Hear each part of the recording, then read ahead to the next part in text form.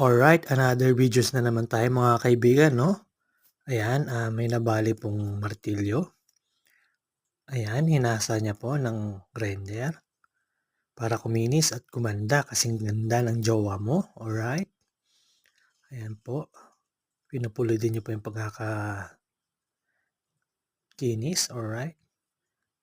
Ginamitan pa ng acetylene, alright, rock and roll. Ayan, sinausaw po sa cooler o what that. Ayan po, pinunasan, alright, rock and roll. Ayan, kumuha po siya ng kapirasong tube. Ginamitan ng heat gun, alright, rock and roll. Pinukpok, papasok, alright, papunta sa buhay niya ng jowa. Alright, kininis, pinasok uli, alright.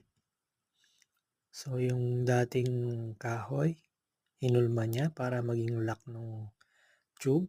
Ayan, nilagari, alright, rock and roll. Ayun, kumuha siya ng plastic bottle. Ano kayang gagawin niya dito mga kaibigan? Ayun, mukhang balak niyang ipasok doon. Ginamitan niya ng glue para magdikit.